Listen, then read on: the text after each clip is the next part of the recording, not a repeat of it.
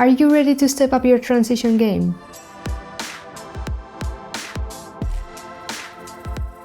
Hello VideoStar users, I'm Nerea and I'll be your teacher in this course of VideoStar School.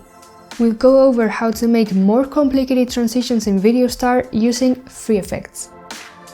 In the first lesson, I will explain how you can make free transitions in both free effect and multi-layer, and I will give you some tips on how to make them as smooth as possible.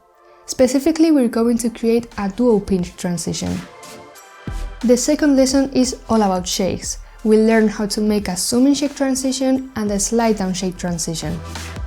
If you want to learn more complex transitions, you will love the third lesson of this course, because in that one you will learn how to make a glitch transition. After each lesson you will have some assignments to put what was learned into practice, and at the end of the course you will have one last big assignment combining everything we've learned so far. Upon completion of the course, you will have a better understanding of how to make VideoStar edits using free effects.